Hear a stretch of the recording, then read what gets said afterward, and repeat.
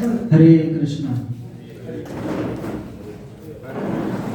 मैं चाहूंगा एक बार आप लोग खड़े हो जाएंगे, थोड़ा स्ट्रेच हो जाएंगे क्योंकि काफी समय से आप बैठे हुए हैं। तो एक बार जोर से हाथ ऊपर करके और थोड़ा हिल सकते हैं।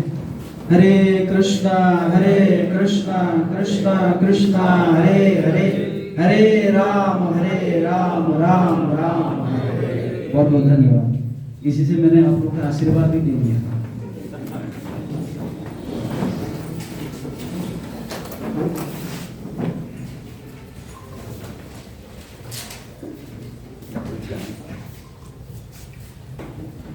हरे कृष्णा।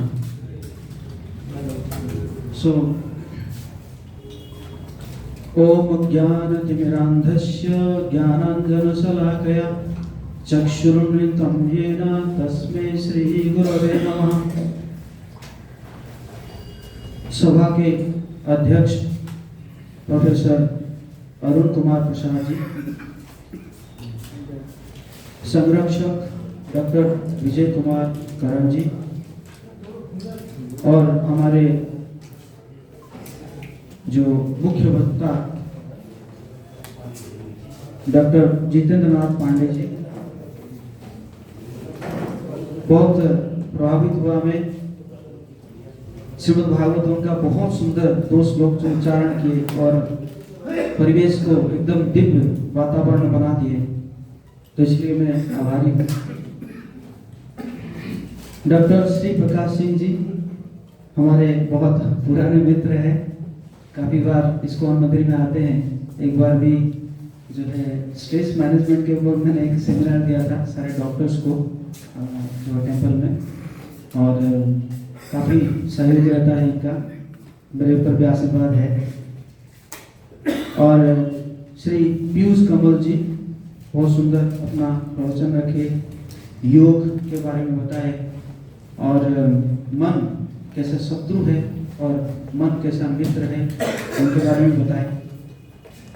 और हमारे 2 बहन कृष्ण प्रिया भारद्वाज बहुत सुंदर हरे कृष्णा कीर्तन किया, सबको झुमा दिए, क्योंकि ये भी एक यज्ञ है, संकीर्तन यज्ञ को इसको बोला जाता है।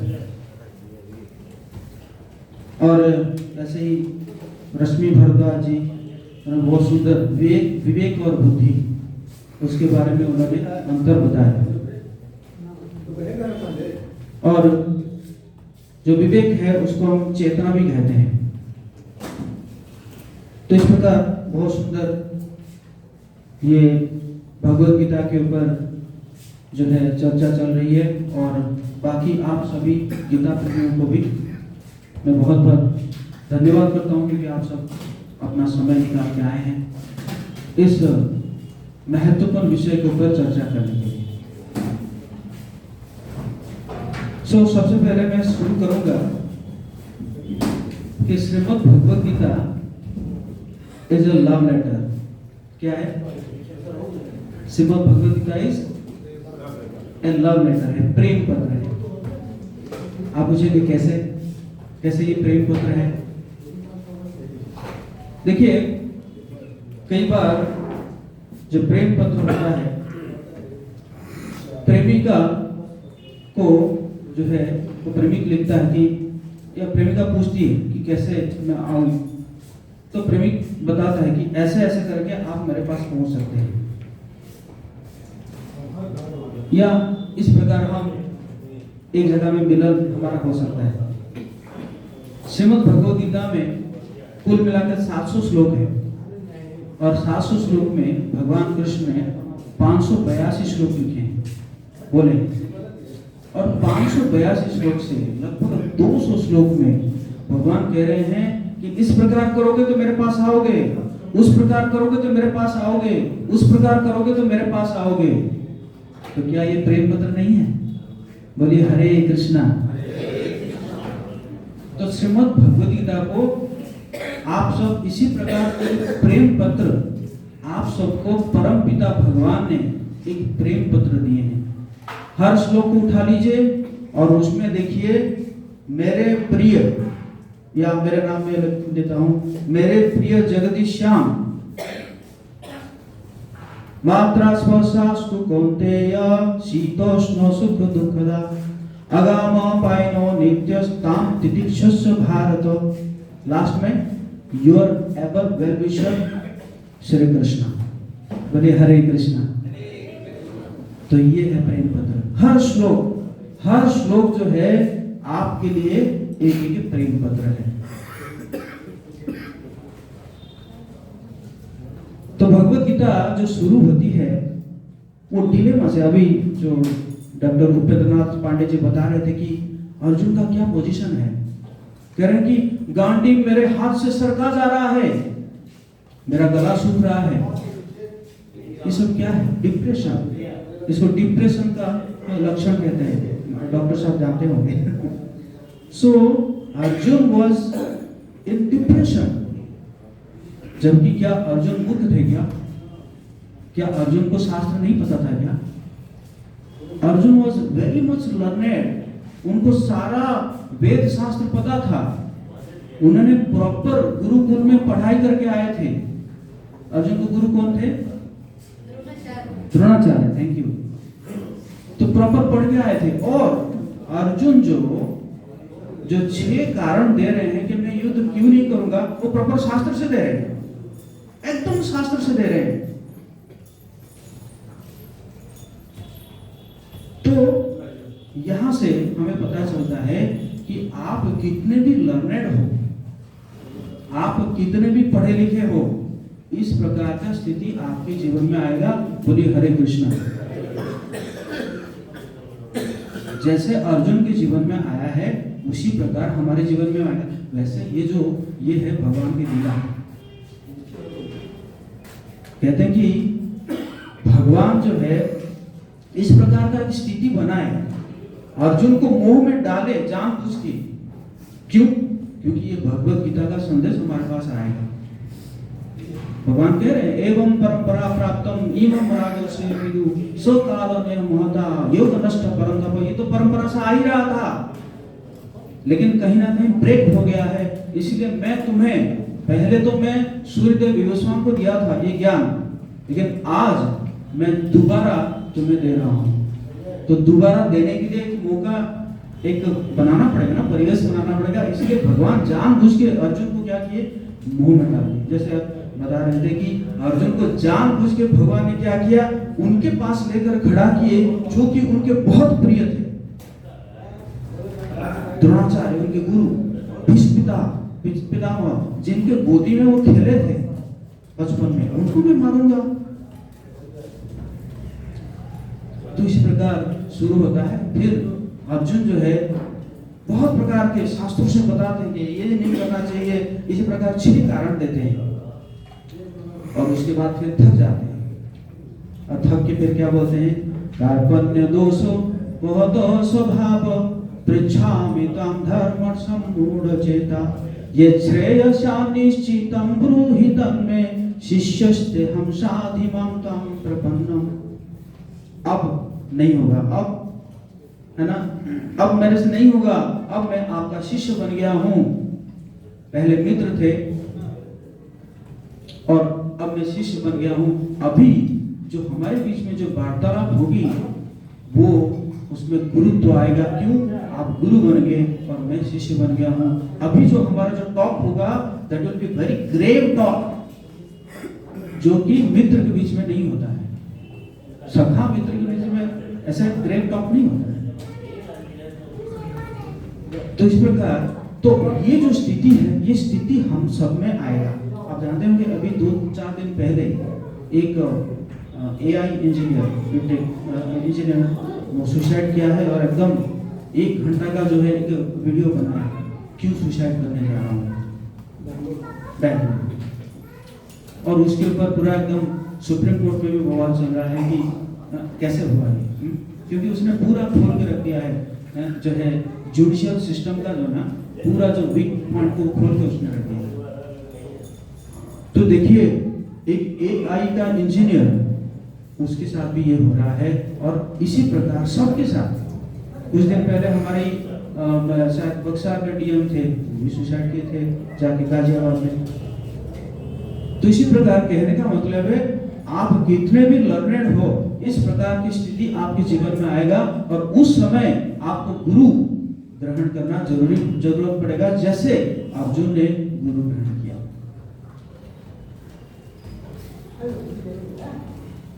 कभी आप लोग सुने होंगे, आप में से कुछ लोग पढ़े भी होंगे, स्टीफन कोवे एक बहुत बड़ा जो है मैनेजमेंट प्रिंसिपल के ऊपर किताब लिखे हैं, कई सारे किताब लिखे हैं। उसमें से एक किताब है 7 habits of a highly effective leader. उसमें एक हैबिट जो है वो है एम्पैथिक लिसनिंग। एम्पैथिक लिसनिंग का क्या मतलब है कि जो सामने वाला व्यक्ति है वो जब बोल रहा है, मैं उसको प्रॉपर सुनूंगा, मैं उसको प्रॉपर एकदम सुनूंगा और सुनने के बाद मैं उसको रिपीट करूंगा और ऐसा करूंगा कि ताकि मतलब उसका जो फीलिंग्स है उस फीलिंग्स मेरे अंदर भी आए। और देखिए भगवद गीता में भगवान ने यही किया है। शंख बज गया, शंख बज गया मतलब युद्ध चालू। शंख बज गया मतलब युद्ध चालू, तीर चल रहा है। और उस समय अर्जुन जो है कई प्रकार के कारण दे रहे हैं, मुझे युद्ध नहीं करना है, मुझे युद्ध नहीं करना है। अब उस समय अगर और कोई होता तो क्या बोलता, अरे अर्जुन अभी तो युद्ध कर लो, क्यों फंसा रहे हो, रात को चर्चा कर लेंगे ना, युद्ध शुरू हो गया है। लेकिन भगवान ने कुछ नहीं कहा, चुपचाप सुन रहे हैं। This is called empathic listening. और ये जो एम्पैथिक लिसनिंग है ये भगवद गीता से लिया गया है। बोले हरे कृष्णा। तो वो भगवान पूरा सुने, और भगवान तब तक कुछ नहीं बता रहे हैं जब तक अर्जुन जो है उनको गुरु नहीं माना। कभी टोकी। जैसे ही भगवान ने अर्जुन ने भगवान जी को गुरु मान लिया, तब जो है वो भगवान जो है वो सुन दिए। तो इसी प्रकार भगवद गीता में 5 टॉपिक है। कितने टॉपिक है? 5 टॉपिक्स। एक है ईश्वर। ईश्वर कौन है? वैसे जो ईश्वर का जो डेफिनेशन है, ईश्वर मतलब कंट्रोलर। लेकिन मतलब सभी एक ईश्वर है, लेकिन सभी क्या है, छोटे छोटे ईश्वर है। जैसे मैं अभी मैं इस माइक को कंट्रोल कर रहा हूँ, या मैं इस मोबाइल को कंट्रोल कर रहा हूँ। बट जो परम ईश्वर है वो कौन है? भगवान कृष्ण है। इसलिए ब्रह्मा जी कहते हैं, ईश्वर परमा कृष्ण सच्चिदानंद विग्रह अनादि आदि गोविंद सर्व कारण कारणम। तो परम ईश्वर कृष्ण है, तो उनके बारे में चर्चा है। ये था फर्स्ट टॉपिक। सेकंड टॉपिक है जीव, अर्थात आत्मा। तो जीव जो है वो भगवान कह रहे हैं कि जीव जो है मेरा अंश है। तो हम अंश है और भगवान अंशी है। अंश का काम है अंशी की सेवा करना, है कि नहीं? तो ये इसके बारे में ये हो गया सेकंड टॉपिक। थर्ड टॉपिक है प्रकृति, अर्थात नेचर। तो ये जो भौतिक प्रकृति, ये भगवान क्यों बनाए? क्योंकि हमें फैसिलिटेट करने के लिए, जीव को फैसिलिटेट करने के लिए इस भौतिक प्रकृति में आए, और जीव जो है अपने आप को सुधारे। इस प्रकृति को भी सुधार गृह भी कहा जाता है। अपने आप को सुधारे और फिर जो है वो भगवत धाम को वापस जाए। और काल, समय, भगवान कहते हैं अहम कालोस्मि अहम, मैं ही काल हूं। तो समय के बारे में चर्चा है। और आखिर जो चर्चा है वो है कर्म के बारे में। कर्म, कितने प्रकार के कर्म है? भगवान कह रहे हैं कि ये कर्म जो है तुम्हें समझना होगा। कर्म क्या है, विकर्म क्या है, अकर्म क्या है, कौन सा कर्म आपको बांधेगा और कौन सा कर्म आपको मुक्त कराएगा। जैसे फॉर एग्जाम्पल आपने जो है एक कोई कुछ मांगा आपको कि मुझे कुछ पैसा दे दीजिए, और आपने उसको 10 रुपए दे दिया। देखिए उस 10 रुपए से आपका कर्म का फल निर्धारित हो सकता है। उस 10 रुपए में उसने गया बिस्किट का एक पैकेट लिया और खा लिया, तो आपके लिए वो हो गया सकर्म। आपके पुण्य जो खाता है वो पुण्य खाता में एक लिखा गया कि आपने एक बिस्किट पैकेट उसको दिए। लेकिन उसी 10 रुपए में वो बहुत फ्रस्ट्रेटेड था और उस 10 रुपए में उसने गया जहर लिया और पी लिया, तो आपके विकर्म के खाते में लिखा जाएगा कि आपने हेल्प किया है उसको।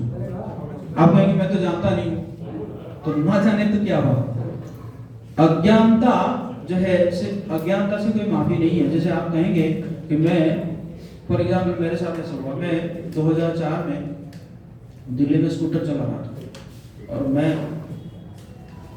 गया था, तो मुझे ऐसे इतना जो रेड लाइट वगैरह का मुझे आइडिया नहीं था। रजौरी गार्डन था, मैंने रेड लाइट क्रॉस कर गया तो पुलिस वाला पकड़ लिया, बोला कि आप रेड लाइट क्रॉस किए फाइन होगा। मैंने कहा ये रेड लाइट होता है क्या? तो मैं अज्ञानी था, लेकिन पुलिस ने छोड़ा नहीं, मुझे एनालाइज कर किया, उसने फाइन किया। उसी प्रकार अब ये नहीं कह सकते कि हम तो अज्ञानी हैं, हम तो नहीं जानते थे। नहीं, आपके विकल्प के खाते में लिखा गया। लेकिन ये जो दोनों कर्म भगवान कह रहे हैं, ये सकर्म हो या विकर्म हो, दोनों आपको बांधेगा संसार में, तो फिर हम मुक्त कैसे होंगे? तो भगवान कह रहे हैं मुझे जब जोड़ दोगे, जो कर्म आप कह रहे हो उस कर्म को जब योग बना दोगे, मुझे जब जोड़ दोगे, तब जाके आप जो है इससे मुक्त हो जाओगे। तो इसी प्रकार भगवान ने कर्मी बनने के लिए नहीं कहा है, बल्कि कर्म योगी बनने के लिए कहा है। आप अपने कर्म को भगवान के साथ जब योग करते हैं, तब जाके आप कर्म योगी बनते हैं। बोलिए हरे कृष्णा। तो इस प्रकार भगवद गीता तो बहुत ही है, जैसे मैं पहले बोल रहा था मात्रा स्पर्शास्तु कौन्तेय, तो उस प्रकार भगवान कह रहे हैं कि अरे जैसे अभी ठंडी है, तो ठंडी है तो जैसे हम लोगों को सुबह 3:30 बजे उठना पड़ता है, तो ऐसा नहीं कि ठंडी है तो हम 3:30 बजे नहीं उठना, उठ के 7 बजे उठेंगे। तो इसको क्या करना पड़ेगा?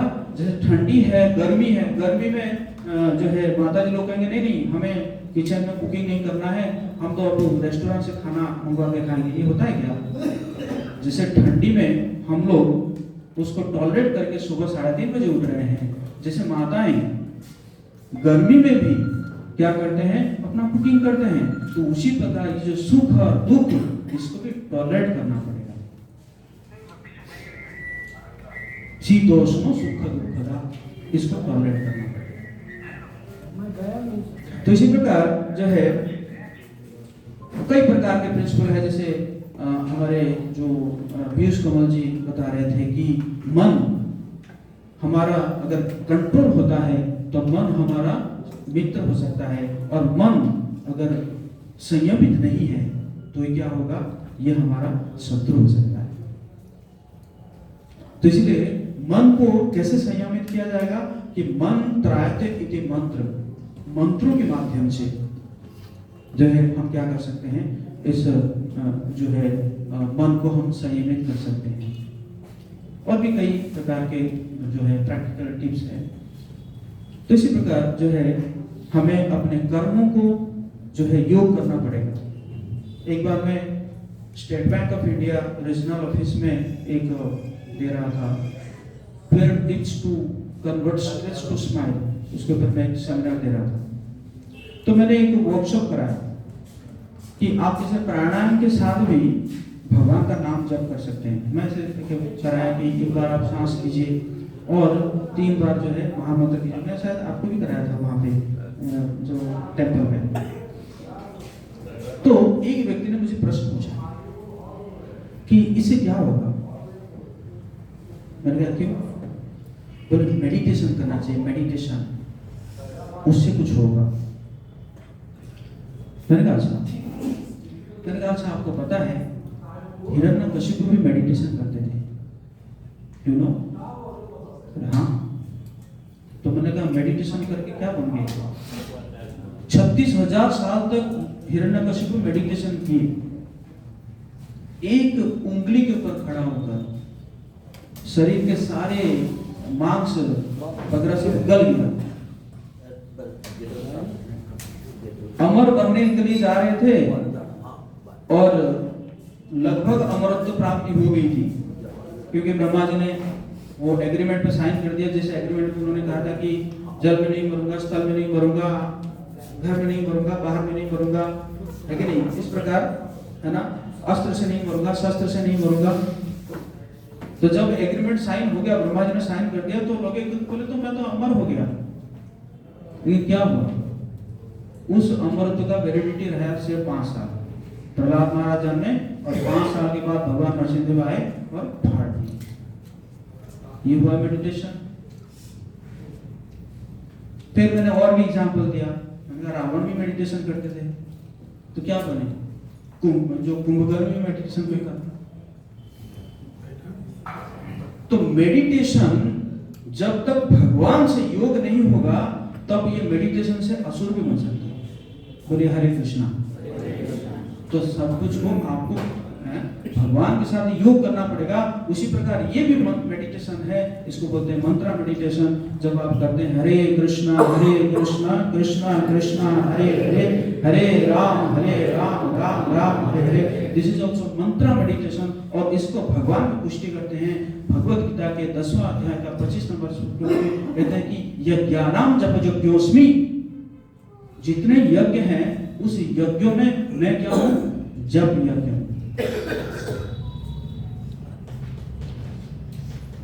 तो मैं यहीं पे विराम दूंगा।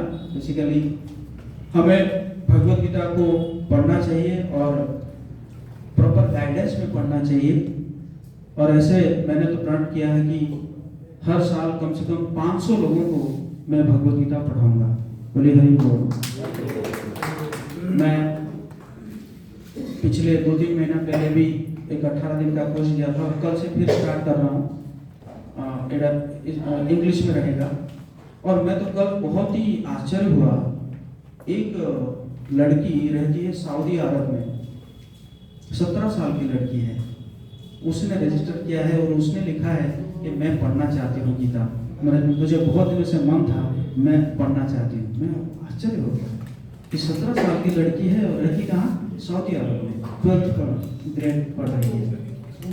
तो इसी प्रकार तो मैं देखता हूँ कि बहुत सारे आप जैसे बहुत सारे सिंसियर सोल्स है, वो गीता पढ़ना चाहते हैं। और हमने प्लान लिया है कि हर महीना हर साल कम से कम 500 लोगों को हम जो है 18 अध्याय भगवत गीता पढ़ाएंगे। और इसी प्रकार अगले 10 साल में लगभग जो है 5000 लोग श्रीमद् भगवत गीता 18 अध्याय अच्छे से पढ़ पाएंगे। हरे कृष्णा। जगत कृष्ण प्रभुपाद की जय।